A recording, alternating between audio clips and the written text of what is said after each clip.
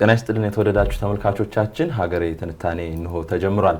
ለተከታዮቹ ደቂቃዎች በአንድ ርዕሰ ጉዳይ ላይ የተለያዩ መረጃዎችን ያደረስናችሁ አብረናችሁ ቆይታ የምናደርግ ይሆናል። እሱ ባለው ጋሻውና ባልደረባዬ ደምሰው ሽፈራው ደግሞ ለተከታዮቹ ደቂቃዎች አብረናችሁ ቆይታ እናደርጋለን። ደምሰው እንዴት ሰንብተሃል? ሰላም ነው። እንዴት ነሱ ባለው? ይመስገን። እንግዲህ የሩሲያና ዩክሬን ጦርነት ከተጀመረ 3 ዓመታትን ቢያስቆጥርም በየዕለቱ አዳዲስ ጉዳዮችን እየሰማንበት ቀጥሏል። ከሰሞኑም እንግዲህ በሀገሬ ትንታኔም በተደጋጋሚ ስንመለከተው የነበረው ጉዳይ ነው። ግን አሁንም የተለያዩ አዳዲስ መረጃዎች እየወጡበት ይገኛሉ። እንደ ወደ ሰላም ሂደቱ ይገባል ካሁን የሰላም ስምምነት ይፈጸማል እያልን እየጠበቅን ቢሆንም አሁንም ግን የተለያዩ ጥቃቶች እየተሰነዘሩ ይገኛሉ። እንግዲህ ዩክሬን ያልተጠበቀ ጥቃት ካደረሰች በኋላ በሩሲያ ላይ ከዛ በኋላ በተደጋጋሚ እንግዲህ ሩሲያ ዩክሬንን እየደበደበች ትገኛለች። እንግዲህ ከሰሞኑም ካርኪቭ ላይም ሌላ ተደጋጋሚ ጥቃት አድርሳለች ሩሲያ። እሱን እንመለከታለን። እንደው ሰሞናዊውን በተለይም ከዚህ ከሰላም ንግግሮች ከተጀመሩ በኋላ ያለውን ሁኔታ እንዴት አየኸው? የሩሲያ የማጥቃት ኃይልም ተጠናክሯልና እሱን እንዴት ተመለከትከው ከሚለው እንነሳ እስኪ። አው ያው እኛም ቀደም ብለን ስናነሳቸው ነበረ የ2-3 ድርድሮች በሁለቱ ሀገራት መካከል ሲሞከሩ ነበረ። በፊት ለፊት መሪዎቻቸው ወይም ደግሞ ዲፕሎማቶቻቸውን በመላክ የሚያደርጓቸው ውይይቶች ነበሩ። በሌሎች አካላትም እንዲሁ የተደረጉ ንግግሮች ነበሩና ተስፋ የሚታይበት ንግግር መጀመሩ በራሱ ወደ ሰላም አማራጭ የመምጣት መንገዱን ያሰፋዋል የሚል እምነቶች ነበሩ። በስፋት የነበሩትን መረጃዎች ያሳዩ የነበሩትና እንዳልከው ቅድም አንተ የዩክሬን በሩሲያ ላይ ያልታሰበ ድንገተኛ ጥቃት ፈጽማ ነበረ። የአየር ኃይሏ ላይ የፈጸመችው ጥቃቶች ነበሩና ያ ጥቃት ብዙ ነገሮችን የቀየረ ይመስላል። ከዛ በኋላ ያየነው ከዛ ፊት የነበሩትን ተስፋዎች ኦሬዲ ጥላሽት የሚቀባ አይነት ነገር ሆኖ ነው የመጣውና ከዛ በኋላ እየታየ እንዳለው ሩሲያ እየወሰደቻቸው ያለው እርምጃዎች ለንግግርም በር የሚከፍቱ አይነት ነገሮች አይመስሉም። በብዙ ጉትጎታ በብዙ አማላጅነት ነበረ ሩሲያን ወደ ንግግር ለማምጣት ተሞክሮ የነበረው። ጥሩ ሙከራዎችም ጥሩ እንቅስቃሴዎችም ነበሩ። እንደምናስታውሰው ባለፈው ስምምነታቸውም ላይ እስረኛ እስከ መለዋወጥ የሚደርስ ስምምነቶችን ተስማምተው ተግባራዊ ማድረግ እንቅስቃሴ ጀምረው ነበር። ይሄ መልካም የሚባል ጅማሮ ነበረ ስናስተውል የነበረው። እሱን ተከትሎ ብዙም ያው አከራካሪ ነበረው። ከመጀመሪያውን ጀምሮ የተኩስ አቁም ጉዳይ ነበረ። የተኩስ አቁም ጉዳዩ ያው ተጨባጭ የሆነ ምላሽ ባያገኝም የአጭር ጊዜ ተኩስ አቁም እንዲደረግ በሩሲያ በኩል እንደ አማራጭ አድርጎ የማቅረብ አይነት ነገር ነበረ። ያው ረጅምም ባይሆን የአጭር ጊዜም ቢሆን ተኩስ አቁሙ በሩሲያ በኩል ያንን ኦፈር የማድረግ የማቅረብ ነገሮች ታይተው ነበር። ይሄ ባለፉት ዓመታት በ3 ዓመታት ጦርነቶች ውስጥ ብዙም ያላየነው አይነት ነገር ነበርና ይሄ የሆነ በነበረበት ጊዜ ነበርና የዩክሬን ጥቃት የተፈጸመው። ያ ጥቃት ያው ዓለምንም ያስደነገጠ ነበረ። ያልታሰበ ያልተጠበቀም ነገር ነበረ። ከነበሩት የጦር የበላይነት አኳያም የሩሲያ የጦር የበላይነት እንደነበረ እናስተውል ስለነበረ ዩክሬን ጋርም እና እንደነበረው ብዙ ድጋፎች እየቀነሱ የነበሩባቸው ጊዜዎች ስለነበሩ በዚህ ጊዜ ላይ እንዲህ አይነት ጥቃት ይፈጸማል ተብሎ የሚጠበቅ አልነበረም እና ያ ብዙ ነገሮችን የቀየረ ነበር። እሱን ማየት ችለናል። እንዳልከው የሰላም አማራጮቹም ላይ የተወሰነ መልኩ እንግዲህ እያየ ነው እንዳለ ነው የተወሰነ ወደ ኋላ መጎተት አይነት ነገር ያሳየ ይመስላል። ለሩሲያ ደግሞ በፊት የመጣችበት የነበረውን መንገድ ምናልባት እንድትቀጥልም በር የሚከፍት አይነት ነገር ሆኖ ነው እየታየ ያለው። አዎ በተለይም እንግዲህ የዩክሬን ቀደም ሲል አንተም እንዳነሳው ያልተጠበቀ አይነት ጥቃት በተለይም የተለያዩ እንግዲህ የጦር አውሮፕላኖችን ጭምር ለጉዳት እንዲዳረጉ ያስከተለ ጥቃት መፈጸሙ በተለይም በጦርነቱ እንደ ቁልፍ ሁነት እየታየ ይገኛል። በተለይም ዩክሬናውያን ባለፉት 3 ዓመታት ውስጥ ከተፈጸሙ ጥቃቶች ቁልፍ ከሚላቸው ጥቃቶች ጋር ደምረው እያነሱት ይገኛሉና በተለይም በአውደ ውጊያው ተደጋጋሚ በተለይም ጦርነቱ ከተጀመረ ወዲህ ሩሲያ የበላይነቱን ስለመውሰዷ ምንም እማኝ የማያሻው ጉዳይ ነው። የተለያዩ ግዛቶችን ይዛለች። በተደጋጋሚ በተለይም የኃይል መሰረተ ልማቶችን የዩክሬን የኃይል መሰረተ ልማቶችን በተደጋጋሚ ስትመታ እንደነበር እናስታውሳለንና ከዛ በኋላ እንደ አንድ መስፈንጠሪያ ሊጠቀሙበት ይችላሉ ተብለው ከሚነሱ ጥቃቶች መካከል ነው እንግዲህ የዩክሬን ጥቃት በተለይም የሸረሪት ድር ጥቃት በሚል እንግዲህ በሰፊው ላለፉት ቀናት ሲነሳ የነበረው ጥቃት ከዛ በኋላ ነው እንግዲህ ሩሲያ እጅጉን አጠናክራ እየቀጠለች ያለችው። እንደውም የድሮን ጦርነት ነው እየተባለ ነው ከሰሞኑን እኮ በተለይ ፕሬዚዳንት ዶናልድ ትራምፕም ይሄንን ጉዳይ አንስተውታል። ይሄ የአዲሱ ዘመን በቴክኖሎጂ የተደገፈ አይነት ጦርነት ነው እየተካሄደ ያለው። ሁለቱም ሀገራት የድሮን ቴክኖሎጂን ይጠቀማሉ። አዳዲስ መሳሪያዎችን ሳይቀር በተለይም ሩሲያ እየተጠቀመች ነው በሚል በዩክሬን ባለስልጣናት በኩል ይነሳባታል ወይም ወቀሳ ይቀርብባታልና ከሰሞኑንም በነበሩ ጥቃቶች በተለይም የሰሜን ኮሪያ ሰራሽ ባሊስቲክ ሚሳኤሎችን ሳይቀር ሩሲያ ተጠቅማለች በሚል የዩክሬኑ ፕሬዚዳንት ቮሎዲሚር ዜሌንስኪ ሲያነሱ ነበር። እንግዲህ ይህ ጦርነት ከተጀመረ በኋላ በግልጽ የሚታዩ የኃይል አስተላልፎች አሉ፣ እንዲሁም ግልጽ ያልሆኑ የኃይል አስተላልፎችም አሉ። በተለይ በዩክሬን በኩል ያለው የኃይል አስተላልፍ በአመዛኙ ግልጽ ነው ማለት እንችላለን። ዩክሬን አለች ራሷ፣ ሌሎች የአውሮፓ ሀገራት ድጋፍ የሚሰጡ የአውሮፓ ሀገራት አሉ። አሜሪካም ፕሬዚዳንት ዶናልድ ትራምፕ ወደ ስልጣን እስኪመጡ ድረስ በነበረው ጊዜ የቀጥታ ድጋፍ ስታደርግ የነበረች ሀገር ስለመሆኗ የምናስታውሰው ነው። ዩክሬን መሳሪያዎችን አግኝታ ለአንዳንድ መሳሪያዎች አሁንም ድረስ ፍቃድ የምትጠይቅባቸው አሉ። በተለይም የመካከለኛና የረዥም ርቀት ተወንጫፊ ሚሳኤሎችን ማለት ነው። ወደ ሩሲያ በኩል ስንሄድ ደግሞ በግልጽ ከሩሲያ ጋር ጎን ሆኖ መሰለፉን ወይም ለሩሲያ እንደሚደግፍ የሚናገር ሀገር ብዙ ባይኖርም እንደ ሰሜን ኮሪያና ኢራን ያሉ ሀገራት፣ ቻይናም ደግሞ አልፎ አልፎ ይነሳል፣ ስማቸው ተያይዞ ይነሳል። የሰሜን ኮሪያ ወታደሮች በጦርነቱ ላይ ቀጥተኛ ተሳትፎ አድርገዋል በሚልም የዩክሬን ባለስልጣናት ሲያነሱ እንደነበር የምናስታውሰው ነው። አሁን ከሰሞኑንም እየተነሳ ያለው ነገር በተለይም ሰሜን ኮሪያ ሰራሽ የሆኑ ባሊስቲክ ሚሳኤሎች በአሁናዊ ጥቃቶች ላይ በጥቅም ላይ እየዋሉ ነው በሚል እንግዲህ የዩክሬን ባለስልጣናት ያነሱታልና ይህ ሁሉ የሆነው የጦርነት ሁኔታ እንደገና ዳግም እየተፋፋመ ስለመሆኑ እንደ ማሳያ ተደርጎ ይነሳል። ሩሲያ በአንዳንድ ግዛቶች ከዚህ በፊት ጥቃት ባልፈጸመችባቸው ወይም ደግሞ የተጠናከረ ዘመቻ ባልጀመረችባቸው ግዛቶች ሳይቀር የተለያዩ እርምጃዎችን እየወሰደች ስለመሆኗ ይነሳል። እንደ ካርኪቭ፣ ኬቭ ያሉ ከተሞች ደግሞ ተደጋጋሚ የሆኑ የአየር ጥቃቶችን እያስተናገዱ የሚገኙ ከተሞች ናቸው። ከዛም ባለፈ ደግሞ በሰው ሕይወት ላይ የሚደርስ ጉዳት አለ። ፕሬዚዳንት ዶናልድ ትራምፕም ከሰሞኑን አነሱት የተባለው አንድ ጉዳይ አለ። ከመገናኛ ብዙሃን ጋር በተደጋጋሚ በሚያደርጓቸው ቃለ መጠይቆች ከሚቀርቡላቸው ጥያቄዎች መካከል አንዱ የሩሲያና የዩክሬን ጦርነት ጉዳይ ነውና ከዚህ ጋር ተያይዘው ተጠይቀው በተለይም ፕሬዚዳንት ፑቲን ይህ ጦርነት እያስከፈለ ያለው ሰብአዊ ጉዳት ያን ያህል በሚጠበቀው ደረጃ እየገባቸው ወይም እያስጨነቃቸው ያለ አይመስለኝም በሚል ያነሱትም ጉዳይ አለና እነዚህ በተለይም በየቀኑ የሚፈጸሙ ጥቃቶች ምንም እንኳን ቁጥራቸው በየጊዜው እየጨመረ እያሻቀበ ቢመጣም በእርግጠኝነት መናገር የሚቻለው ግን በአንድ ጥቃት 2-3 ሰዎች ህይወታቸውን እያጡ ይገኛሉ በተለያዩ ቦታዎች ላይ በሚደርሱ ጥቃቶችና የጦርነቱ ሁኔታ ዳግም እየተባባሰ ያለበት ሁኔታ ያለ ይመስላል። ባለፈው ሳምንት እንግዲህ በቱርክ ኢስታንቡል ተገናኝተው የሁለቱ ሀገራት ባለስልጣናት መምከራቸው ይታወሳል። ከዛ በኋላ ተጨባጭ ውጤት የተገኘው በወታደሮች ልውውጥ ነው።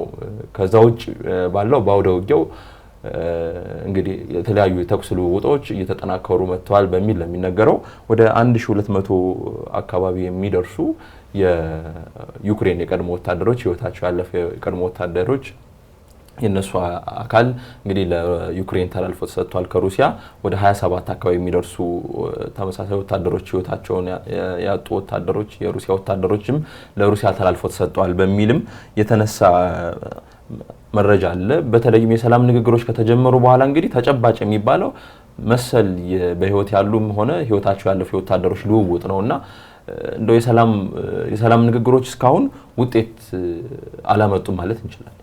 አዎ እንደ አጠቃላይ ጦርነቱን ከማስቆም አኳያ ትልቅ ይሄን የሚባል ለውጥ ያመጡ ናቸው ተብሎ አይታሰቡም ንግግሮቹ። እንዳልከው ከእስረኛ ልውውጥ ጋር በተያያዘ የመጡ ለውጦች አሉ። በተለይ ደግሞ ይሄ የአሁኑ ከ1200 የህይወታቸው ያለፉ ወታደሮችን መረካከብ እንዳለ ሆኖ ከሱ ጎን ለጎን እድሜያቸው ደግሞ በጣም ገና የሆኑ 24፣ 25፣ 26 አካባቢ ያሉ ወታደሮች በሩሲያ በኩል ተይዘው የነበሩ የዩክሬን ወታደሮችም እንዲሁ እንዲመለሱ ተደርጓል።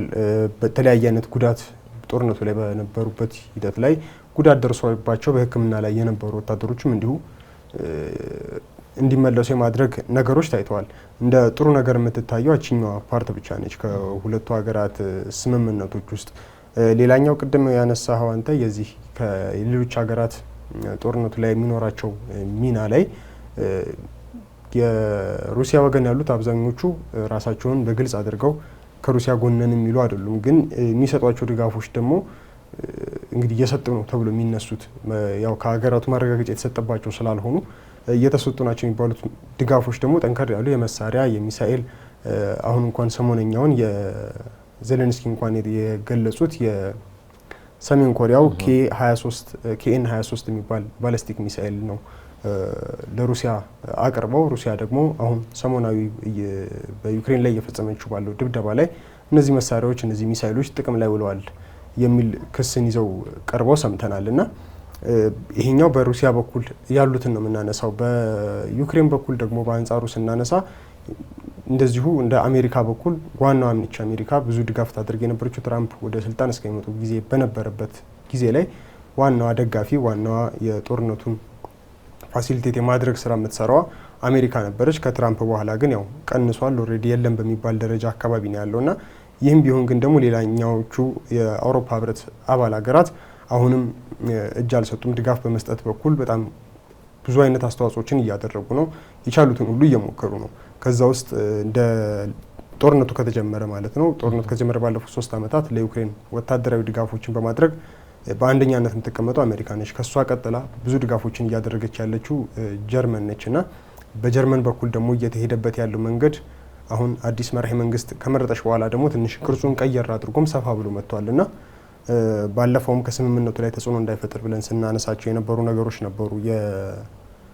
የጀርመኑ መራሄ መንግስት ለዩክሬን ከባባድ መሳሪያዎችን ረጅም ርቀት ተምዘግዛጊ ሚሳኤሎችን ጭምር ድጋፍ ብቻ ሳይሆን ዩክሬን ራሷ ማምረት የምትችልበትን አማራጭ እስከ ማመቻቸት የደረሰ ድጋፍ ለማድረግ ተስማምተው በነበራቸው ግንኙነት ከዜሌንስኪ ጋር ትላንትና ወይም ዛሬ አካባቢ ጠዋት ላይ የተሰማው መረጃ ደግሞ ይህንኑ ተግባር ንግግር ላይ በስምምነት የነበረውን ተግባራዊ ለማድረግ የጀርመኑ መከላከያ ሚኒስቴር ወደ ዩክሬን ማቅራታቸው ተሰምቷል። ይህም በራሱ ያው ጦርነቱ ለሚፈጥራቸው ነገሮች አሉ። እዛ ሄደው ይሄኛው ስምምነት ከዚህ የተደረጉት የመሳሪያ የተለያዩ ነገሮች አቅርቦቶች ላይ ከንግግር በዘለለ ያኔ ትንሽ ሩሲያም ስታስጠነቅቅ ስለነበር ይሄንን ጉዳይ ይሆናል ተብሎም አልታሰበም ነበር። ያው ከዚህ በፊት ብዙ የሚገቡ ቃሎች ስለነበሩ አሁን ላይ ግን ይሄ ነገር አይቀሬ እንደሆነ ማሳያም ነው። ጀርመን በቀጥታ በቃ ወደ ጦርነቱ እየቀረበች የሚያሳይ አይነቱ እንቅስቃሴዎች ነው ያሉት እና ይህም በራሱ ደግሞ ያው ስምምነት ይመጣል ተብሎ ሲጠበቅ በነበረበት ሁኔታዎች ውስጥ ሌላ ጦርነቱን ሊያሰፋው የሚችል አንድ መንገድ የተከፈተ አይነት እስኪመስል ድረስ እንደሱ አይነት እይታዎች ነው ያሉት አሁን ላይ እና በሌሎቹም ሀገራት ላይ እንደዚሁ ነው። በተለይ በሩሲያ በኩል ያሉት ሀገራት ቀጥታ አይመጡም። ቀጥታ ሚናቸውን በማሳየት ድጋፍ በማድረግ እንቅስቃሴዎች ላይ አይታዩም። ግን ደግሞ በተለያየ መንገድ አሁን ላይ አሉ ባይባልም በተለያየ አይነት በማቴሪያል በምናምን ብቻ ቢሆን ድጋፉ እንደ ጀርመን ጋር የምናየው እንቅስቃሴ እየገፋ የሚመጣ ከሆነ የአውሮፓ ህብረትን በኩል እንደዚህ የሚገፋ ከሆነ በነዛ ሀገራት በኩል ያለው እንቅስቃሴ አሁን ከምናየው ጠንከር ብሎ ይመጣል ተብሎ ይጠበቃል። አንዱ እንግዲህ የሚነሳው የማዕቀብ ጉዳይ ነው። በተለይም በዩክሬን በኩል በዩክሬን ጎን ናቸው ብለን የምናነሳቸው የምንጠቃቀሳቸው ሀገራት በሩሲያ ላይ የሚጣልን ማዕቀብ እንደ አንድ ጦርነቱን የማሸነፊያ ወይም ደግሞ ወደ ሰላም ግፊት የማድረጊያ አካል አድርገው ይመለከቱታል። ቀደም ሲል ያነሳቸው የጀርመኑ አዲሱ መራሄ መንግስት ፍሬድሪክ ሜርዝ እንግዲህ ወደ አሜሪካ አቅንተው ከፕሬዚዳንት ዶናልድ ትራምፕ ጋር ውይይት ማድረጋቸው ይታወሳል። በዛ ውይይት ወቅትም አንዱ ያነሱት ጉዳይ ከፕሬዚዳንት ትራምፕ ጋር የተነጋገሩበት አጽንኦት ሰጥተውም የገለጹበት ጉዳይ አንዱ ለሩሲያ ጋር የሚጣል የማዕቀብ ጉዳይ ነው። አሜሪካ ግፊት ማድረግ አለባት ከአውሮፓ ህብረት እንዲሁም ከኔቶ ጋር ያላትንም ግንኙነት በደንብ አጥብቃ መያዝ አለባት።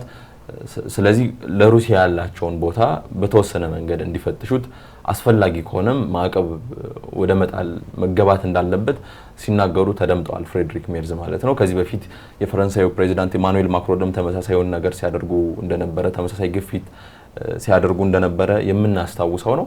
እንግዲህ የቡድን 7 አባል ሀገራት ስብሰባ ካናዳ ላይ ይደረጋል ተብሎ ይጠበቃል። ከፊታችን እሁድ ጀምሮ እዛ ላይ እንግዲህ የዩክሬኑ ፕሬዚዳንት ቮሎዲሚር ዜሌንስኪ ይገኛሉ ተብሎ ነው የሚጠበቀው። የተለያዩ ግፊቶችን ማድረግ እንደምናስታውሰው እንግዲህ የአውሮፓ ህብረት 17 የሚደርሱ ማዕቀቦችን ጥሏል። በሩሲያ ላይ። አሁን ደግሞ ለ18ኛ ማዕቀቡ እየተዘጋጀን ያለው ይህ 18ኛ ማዕቀቡ ከሌሎች ጊዜያት ለየት ይላል ተብሎ የሚጠበቀው የአሜሪካንም ድጋፍ የሚሻ አይነት ማዕቀብ ነው በሚል ይነሳል። ገና ያልጸደቀ ግን በቅድ ደረጃ ላይ ያለ ማዕቀብ ነው። ያ ማዕቀብ ተግባራዊ የሚደረግ ከሆነ አሜሪካ መደገፍ አለበት። ያለሷ ድጋፍ እንደው ማዕቀቡ ሊያሳካ የሚያቅደውን ነገር ማሳካት አይችልም በሚል ነው እንግዲህ እየተነሳ የሚገኘው። በተለይም ሩሲያ ከፍተኛ የሆነች የነዳጅ አምራች ሀገር መሆኗ ይታወቃል። ነዳጅን ኤክስፖርት ታደርጋለች ለአውሮፓ ሀገራት በተለይም በዋናነት ማለት ነው። ለተለያዩ ሀገራት በዚህ በጥቁር ባህር በኩልም የሚያልፍ የተለያዩ መስመሮች እንዳሉ እናስታውሳለን። ቀደም ሲል በዚህ ዓመት በፈረንጆቹ ዓመት 2025 መጀመሪያ ላይ በዩክሬን በኩል ያልፍ የነበረው መስመር በተለይም ነዳጅ ተላለፍበት የነበረው መስመር ኮንትራቱ ስላለቀ ዩክሬን ያንን ኮንትራት አላራዝምም ማለቷ ይታወሳል። ግን በተለያዩ አማራጮች አሁንም ቢሆን ነዳጅን ኤክስፖርት ታደርጋለች ሩሲያ እና የዛ ነዳጅ ተቀባይ ሀገራት እስከ 500% የሚደርስ ማዕቀብ ሁሉ እንዲጣልባቸው ፍላጎት አለ በሚል ይነሳል። በአውሮፓ ሀገራት እንዲሁም ደግሞ አሜሪካ ውስጥ በሚገኙ የፓርቲ አባላት የዲሞክራትም ሊሆን ይችላል የሪፐብሊካንም ፓርቲ አባላት በተለይም በሩሲያ በኩል ግፊት እንዲደረግ የሚፈልጉ ሀገራት ያንን ኤክስፖርት በሚቀበሉ ሀገራት ላይ እስከ 500% የሚሆን ታሪፍ ጭማሪ እንዲደረግባቸው እንደዚህ አይነት ሁሉ ሀሳቦች አሉ። ያ የሚሆን ከሆነ ደግሞ እንግዲህ ዓለም ላይ ከፍተኛ የሆነ ነዳጅ ዋጋ መናር ሊያጋጥም ይችላል በሚል ይነሳል። ከዛ ባለፈ ግን ከ12 በላይ ወይም በደርዘን ሊቆጠሩ የሚችሉ የሩሲያ ባንኮች ከስራ ውጭ እንዲሆኑ የሚያደርግ ድንጋጌ ሁሉ ያካተተ ስለመሆኑ ነው እንግዲህ 18ኛው ረቂቅ የማዕቀብ የአውሮፓ ህብረት ማዕቀብ እየተነገረ ያለው።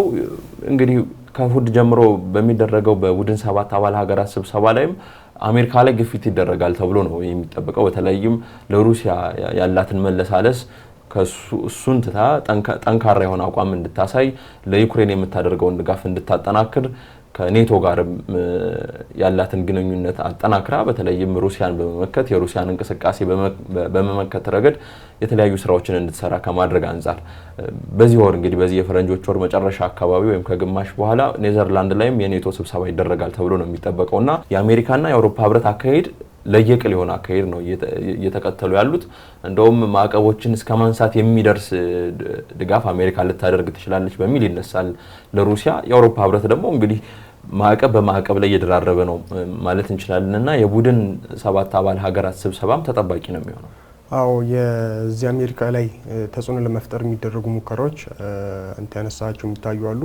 ያም የመጣው ብለን የምናነሳው ያው ከትራምፕ መመረጥ ወዲህ አጠቃላይ በተለይ ዋናው የዩክሬኑ ጦርነት ቢሆንም አሜሪካ በአውሮፓ ህብረት እንዲሁም በኔቶ በኩል የነበራት ግንኙነት ላይ ወደ ኋላ ማለት አካሄዶችን ነው እየተከተሉ ያሉትና ያም ሆኑ ደግሞ የአውሮፓን ከዚህ በፊት የነበረውን ጥንካሬ ምዕራባውያን ጥንካሬ ትንሽ ደከም እንዲል የማድረግ አይነት ስጋት ውስጥ እንዲገቡ አድርጓቸዋል ሀገራቱንና ያም ነው አሁን የኛውን እንቅስቃሴም እንዲጀምሩ እያደረጋቸው ያሉ አሜሪካ ላይ ተጽዕኖ ለመፍጠር አሜሪካንን ወደ ራሳቸው ለመሳብ እየተሞከረ ያለው። በዋናነት ደግሞ ያው አሜሪካ ወደ ወዳጅነት እየሄደች ያለችው ወደ ሩሲያ ነውና ያ ማለት ደግሞ ለምዕራባውያኑ ለአውሮፓውያኑ በጣም ከፍተኛ ስጋት ነው። በጠላትነት በከፍተኛ ስጋትነት የሚያዩት ሀገር ነችና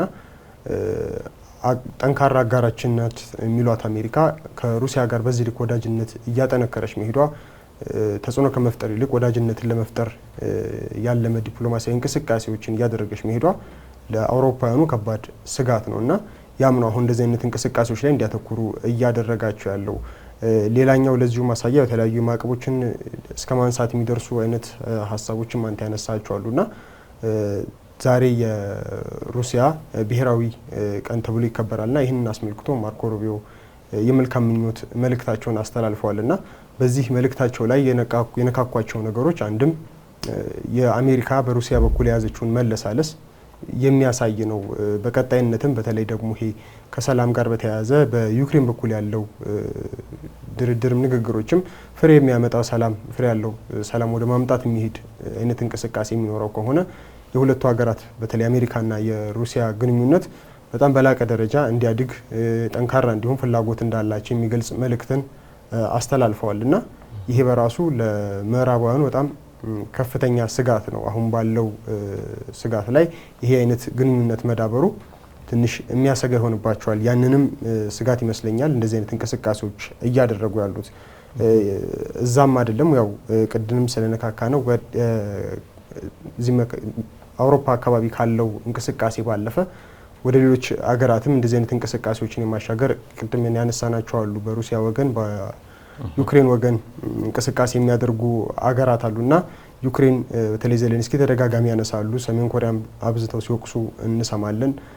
ቻይናም ላይ እንደዛው የተለያዩ እንቅስቃሴዎች እንዳሉ ይነሳል። ኢራን ላይ ደግሞ በዛው ልክ የሚያነሷቸው ነገሮች አሉና አሁን ላይ ደግሞ ሰሞናዊው የአሜሪካና የኢራን የኒውክሌር ድርድር አለና እሱን ተከትሎ ደግሞ አሁን ዜሌንስኪ በትላንትናው ዕለት እንዲሁ ያነሱት ሀሳብ ነበር። ባስተላለፉት መልእክት ላይ ያሉት ምንድነው ሩሲያ ያው ተጽዕኖ ሩሲያ ላይ የሚደረጉ ተጽዕኖዎችን ከፍ ብለው እንዲመጡ ወይም ደግሞ ሩሲያ በተለይ በአሜሪካ በኩል ያላትን ተሰሚነት ወደ ኋላ ለመጎተትና አሜሪካ ዳግም ለዩክሬን ደጋፊ ሆና እንድትመጣ ለማድረግ የሚመስሉ አይነት እንቅስቃሴዎችን ሲያደርጉ ይታያልና ሩሲያን የሚወቅሱ የተለያዩ እንቅስቃሴዎች ላይ እየተሰማራቸው እንደሆነ የሚያሳዩ መረጃዎች እንዳሏቸው ሲገልጹ እንሰማለንና በዚህኛው መልእክታቸው ይሄ አሁን ዋና ሆኖ እየተነሳ ያለው የኒውክሌር መርሃ ግብርን በተመለከተ ሩሲያ ለዩክሬን ለኢራን ድጋፍ ለማድረግ በዝግጅት ላይ እንደሆነች የሚያሳይ መረጃ አለን የሚል ሀሳብ ገልጸው ነበርና ይሄ ደግሞ በራሱ እንዲሁ ቅድም ራሳቸውን ገለልተኛ አድርገው ግን ከሩሲያ ጎን ሊሰለፉ ይችላሉ ብለን የምናስባቸውን ሀገራት በግድ ወደ ጦርነቱ ወደ ዚም አውሮፓ ውስጥ ወዳለው ግጭት የመሳብ አይነት ነገር የሚመስል እንቅስቃሴዎች አሁን በዜሌንስኪ በኩል እያየን ነው። ያው መሳብ አይነት ነገሮች ዋናው ዓላማው ባይሆኑ እንኳን ሩሲያን በመጥፎ የሚባሉና አሜሪካ ምዕራባውያን ሊቃወሙት የሚችሉ እንቅስቃሴዎች ላይ እየተሳተፈች እንደሆነ በማሳየት ተጽዕኖዎች እንዲደረጉ ግፊት የማድረግ ነውና በዚሁ ንግግራቸውም ላይ አንድ ያነሱት ዜሌንስኪ አሜሪካ ይህንን እንቅስቃሴ እንዳለ በመረዳት በአሜሪካ ላይ ተጨማሪ ማዕቀቦች እንድትጥል በሩሲያ ላይ ማዕቀቦች እንድትጥል ያሉትንም ከፍ እንድታደርግ የማድረግ ጥያቄዎችን ነው አብረው ያቀረቡትና ይሄ በራሱ ደግሞ ያው ሌሎች ስጋቶች ይኖርታል ተብሎ ይታሰባል። አዎ እንግዲህ አዲስ አይነት የጋርዮሽ ወይም የጋራ የሆነ አስተላለፍ ወይም የኃይል አስተላለፍ ብለን ልንገልጸው እንችላለን። እሱ እየተመሰረተ ነው በሚል ይነሳል። ቻይናን፣ ኢራንን፣ ሰሜን ኮሪያን፣ ሩሲያን አካተው እንዲሁም ሌሎች ሀገራት ሊኖሩ ይችላሉ። የሆነ የኃይል አስተላለፍ እየተመሰረተ ነው በሚል የሚነሳ ጉዳይ አለ። ኢራን በእርግጥ በግልጽ ከዚህ በፊት በወጡ መረጃዎች ሩሲያ ሰራሽ የሆኑ መሳሪያዎችን ትጠቀማለች።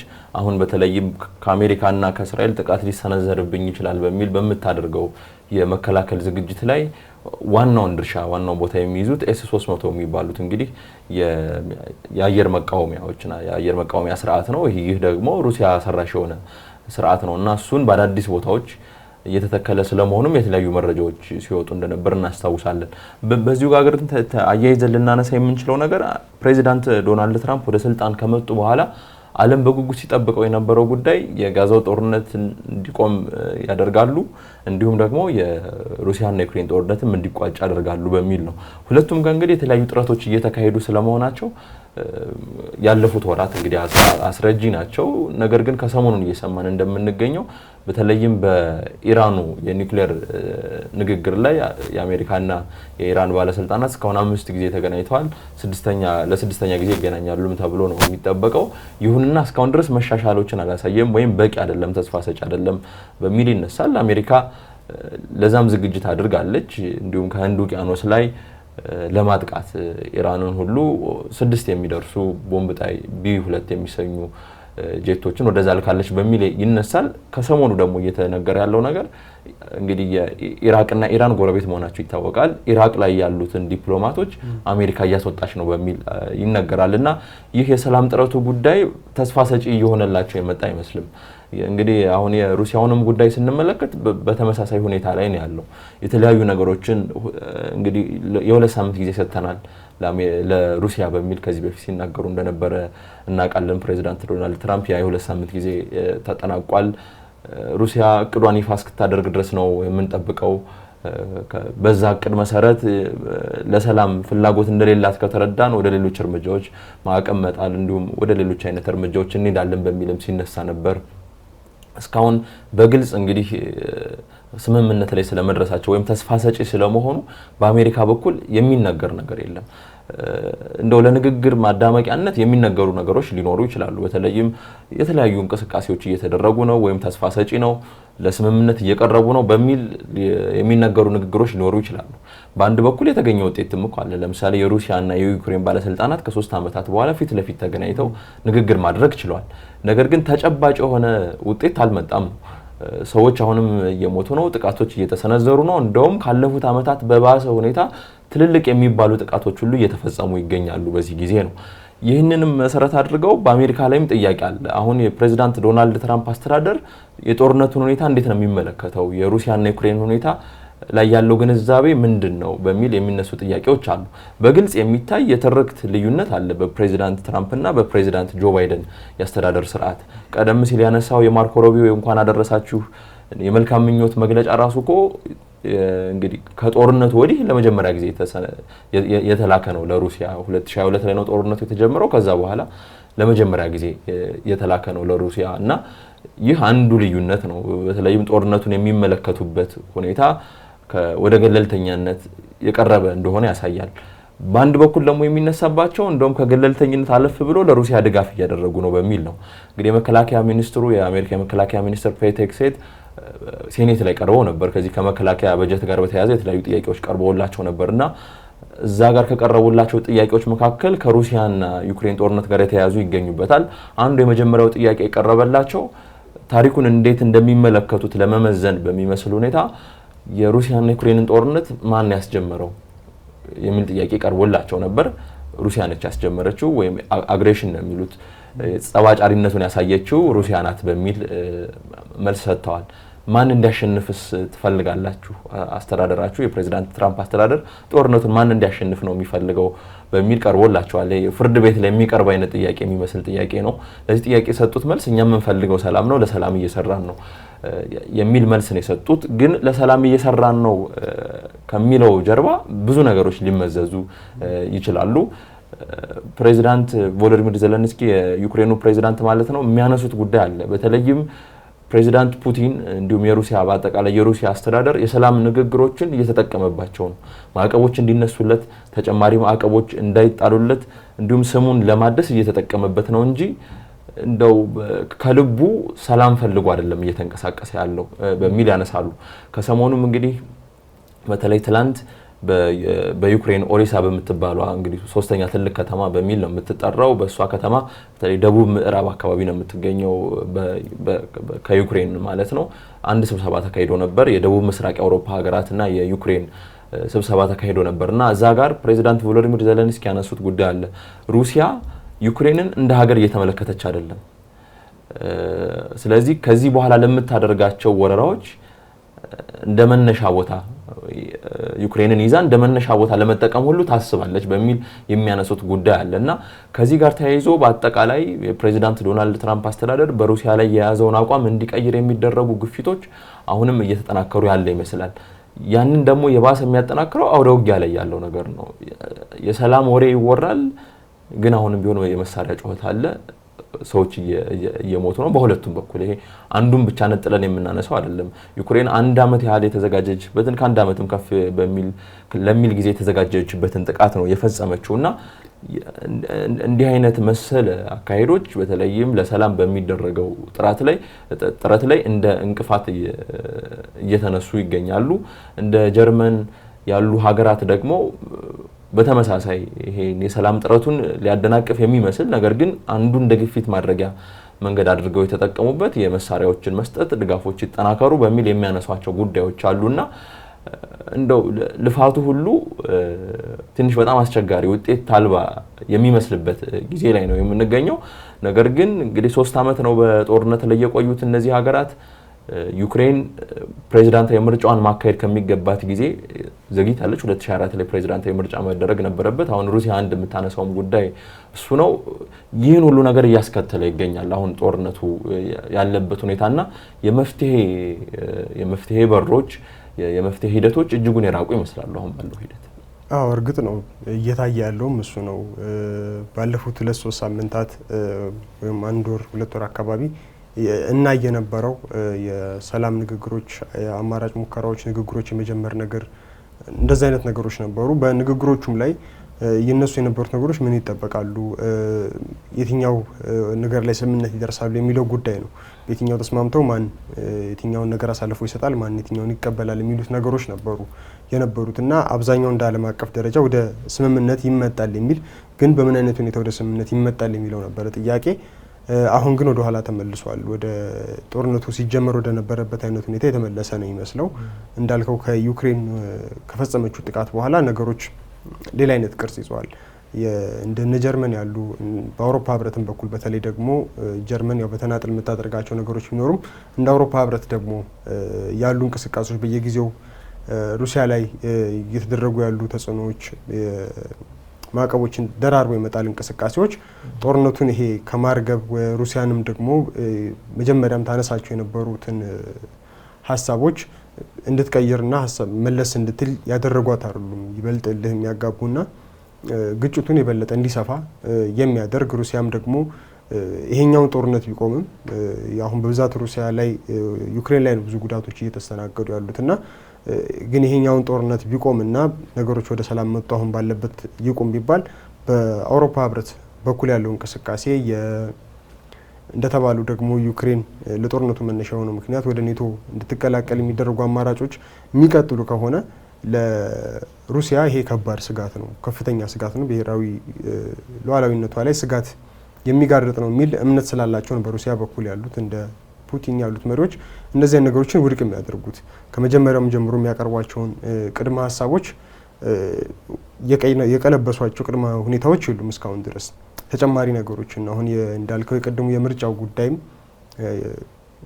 ጦርነቱ እየቀጠለ በሄደ ቁጥር ሌላ ተጨማሪ የምታቀርባቸው ቅድመ ሁኔታዎችን እንድትጨምር ነው እያደረጓት የመጡት። የምታቀርባቸው መደራደሪያዎች ከዚህ በፊት የዛሬ 1 ዓመት 2 ዓመት እያለ ሲመጣ ጦርነቱ ቀደም ተብሎ ወደዚህ ድርድር ወደዚህ ንግግሮች ተገብተው ቢሆን ኖሮ አሁን ሩሲያ የምታቀርባቸው መደራደሪያዎች አሁን እንደ ቅድመ ሁኔታነት የሚቀርቡ አልነበሩም። ለምሳሌ አሁን በሩሲያ ቁጥጥር ስር ያሉትን ግዛቶች ብናስብ የዩክሬን ግዛቶችን ብናስብ ከ2 ዓመት 1 ዓመት አካባቢ በዛ ልክ ቁጥጥር ስር የነበሩ አይደሉም። ጦርነቱ እየገፋ በሄደ ቁጥር እንደዚህ አይነት ንግግሮች ውጤት ሳያመጡ በዚሁ እልህኝነት በተሞላበት አይነት እንቅስቃሴ ውስጥ እየቀጠለ በመሆኑ ምክንያት ነው ተጨማሪ መንገዶችን ሩሲያ እየቀጠለች የመጣችው እና ያ መሆኑ አሁንም እየተደረገ ያለው ደግሞ ለዩክሬን የማበረታታት የተለያዩ ድጋፎችን እንሰጣለን የሚሉ እንቅስቃሴዎች ረጅም ርቀት የሚያስኬዱ አይደሉም። እንደምናያቸው የአውሮፓውያን እነ ጀርመንም የምናያቸው ድጋፎች ዩክሬንን ረጅም ርቀት ሄዳ ተጽዕኖ ፈጥራ ግዛቶቿን ማስመለስ ሩሲያ ላይ ተጽዕኖ ፈጣሪ ሆና የምትፈልገውን ነገር ማድረግ የሚያስችሏት ድጋፎች አይደሉም።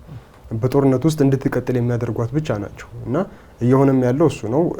ተቋጨ በሚባልበት ሰዓት ላይ ተጨማሪ ጥቃቶችን ወደ መሰንዘር የሚሄድ አማራጭ የመጣው ከዚህም በፊት አንስተነው ነበር እዚሁ ላይ የጀርመኑ ይሄኛው ስምምነቱ መጀመሪያ ሲመጣ ይሄን መሳሪያዎችን ለመስጠት ረጅም ርቀት ተምዘግዛጊ ሚሳኤሎችን እንድታመርትና ድጋፍም ደግሞ ለማቅረብ ስምምነት ሲፈራረሙ ስምምነቱ ላይ ተጽዕኖ ሊፈጥር የሚችልበት እድል እንዳለ ስናነሳ ነበርና አሁን እያየን ያለነው የሱን ተጽዕኖ ሊሆን እንደሚችል ይገመታል። በሩሲያ በኩል ትንሽ መዳከም ነበረ፣ በዩክሬን በኩል ከአሜሪካ ገለል ማለት ጋር ተያይዞ መዳከሞች ነበሩ። ጦርነቶች ላይ ብዙም የመግፋት አይነት እንቅስቃሴዎች አናይም ነበርና ልክ እንደዚህ አይነት የስምምነት አማራጮች ሲቀርቡ ከአውሮፓ ህብረትን በኩል የተለያዩ ተጽዕኖችን ለመፍጠር ለየት ያሉ እንቅስቃሴዎች መታየት ሲጀምሩ ነው አሁን ደግሞ በዩክሬን በኩል የማጥቃት አይነት እንቅስቃሴዎችን ማየት የጀመር ነውና እነዚህ ነገሮች ጦርነቱን ለተራዘመ ጊዜ እንዲቀጥል እያደረጉት በዛ ውስጥ ደግሞ የሩሲያን ድል እያሰፉት ነው እየሄዱ ያሉት ተብሎ ነው የሚታሰበው ያሉ እስካሁን የምናያቸው መረጃዎች እሱን ስለሚያሳዩ ማለት ነው። አዎ እንግዲህ እንኳን በጦርነት ላይ ያሉ ሀገራት ማንኛውም ሀገር ወታደራዊ የበላይነቱን ለማሳየት የተለያዩ እንቅስቃሴዎችን ያደርጋል። ለምሳሌ ሰላማዊ በሆነ ሀገር እኮ ወታደራዊ ትርኢት ይታያል። የተለያዩ መሳሪያዎችን የማሳየት አይነት ሁኔታዎች አሉ። በተደጋጋሚ ጊዜ ያየናቸው ማለት ነው። ከሰሞኑን አንድ ሩሲያ ውስጥ የተደረገ ስብሰባ ነበረ።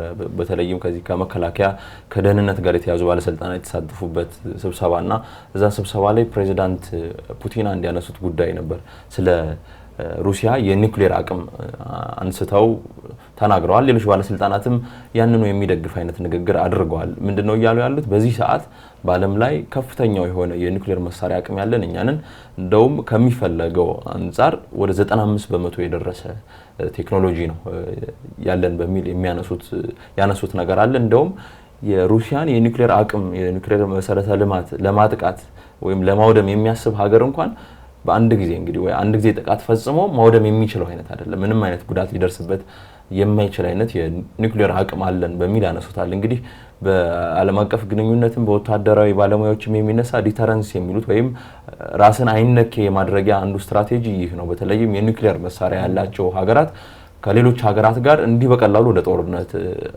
አይገቡም። ቀደም ሲል እንደማሳያ የምናነሳቸው የተለያዩ ሀገራት ሊኖሩ ይችላሉ። ለምሳሌ ስለ ሰሜን ኮሪያ ስናነሳ ሰሜን ኮሪያና ደቡብ ኮሪያ በተለያዩ ጊዜያት ከፍተኛ የሆነ ውጥረት ውስጥ ሊገቡ ይችላሉ። ነገር ግን ቀጥተኛ ወደ ሆነ ጦርነት ወይም ወደ ተራዘመ ጦርነት የማይገቡበት አንዱ ምክንያት የሰሜን ኮሪያ የኒውክሌር መሳሪያ ባለቤትነት ጉዳይ ነው። ምክንያቱም ያንን ኒውክሌር ልትጠቀም ትችላለች የሚል ስጋት አለ።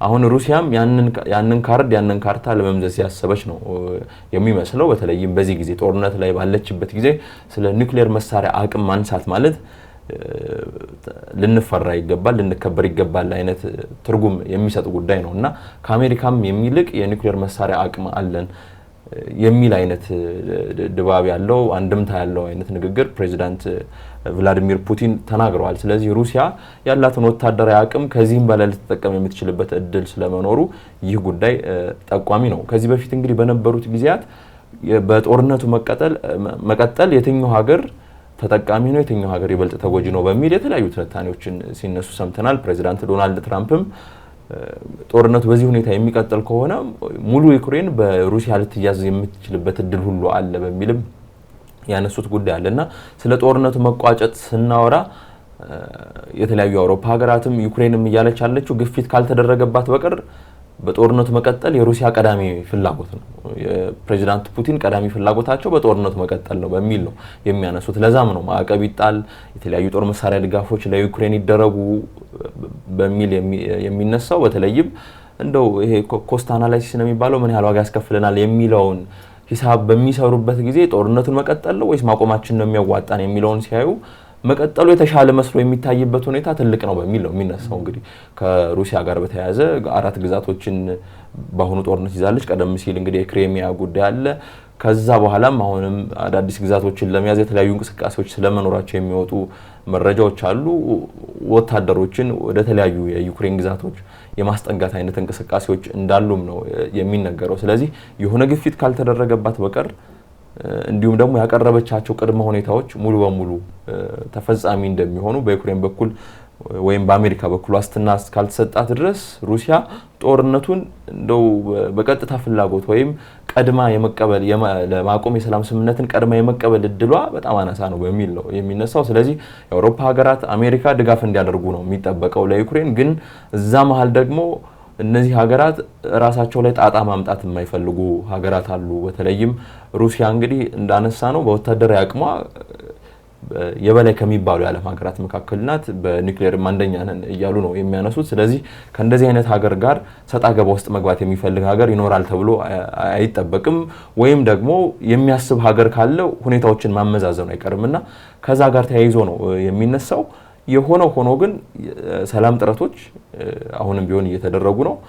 ቱርክ ናት እንግዲህ አሁን ቁልፉን ሚናም የያዘችው። የቱርኩ የውጭ ጉዳይ ሚኒስትር ይመስሉኛል ከሰሞኑን እንግዲህ ጉብኝትም አድርገው ነበር በሁለቱ ሀገራት በዩክሬንም በሩሲያም የተለያዩ ንግግሮችን አድርገዋል። ምንም እንኳን ሩሲያ ላይ የተደረገው ንግግር በአብዛኛው የሩሲያንና ቱርክን ግንኙነት ማጠናከር ላይ የተኮረ ነው ቢባልም ስለ ጦርነቱ መቋጫ ጉዳይ ግን አንስተውታልና እንግዲህ ወደፊት የሚካሄዱ ከሆነ በተለይ ኢስታንቡል ጋር የሚደረጉ ንግግሮች ጦርነቱን ለማስቆም ትልቅ ሚና ይኖራቸዋል በሚል ነው እየተጠበቀ የሚገኘው።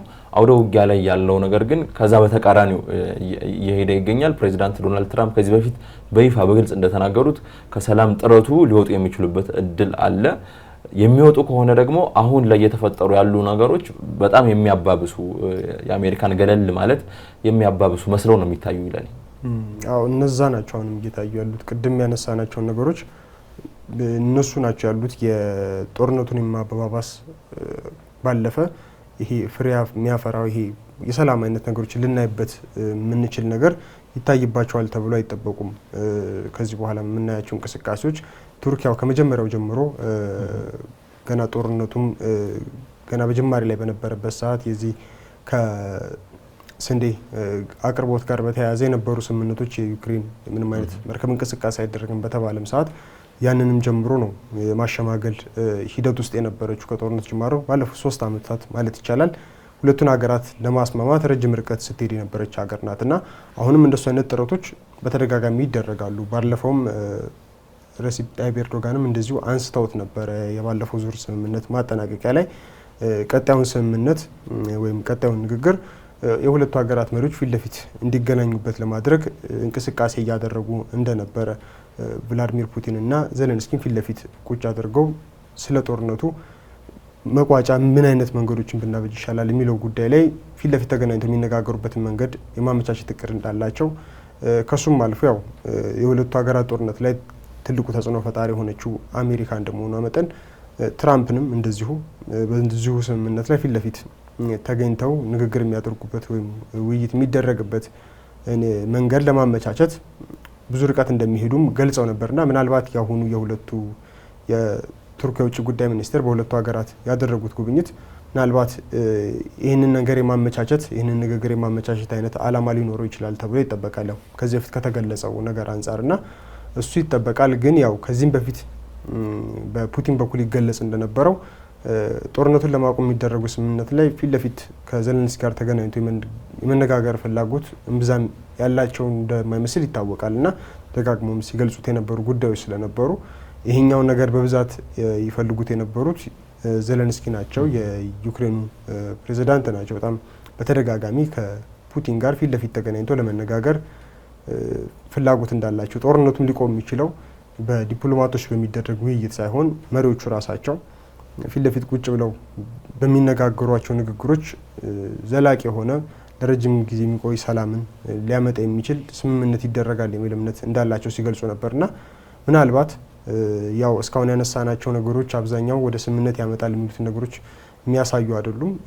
ያሉትን መረጃዎች እሱን ስለሚያሳዩ ነውና ይሄኛው ግን የቱርክ ውጭ ጉዳይ ሚኒስቴር ወደ ሁለቱ ሀገራት ሄድ ምናልባት ሆነች ተስፋ ልትኖር ትችላለች የሚለውን የሚጠቁም ይመስለኛል።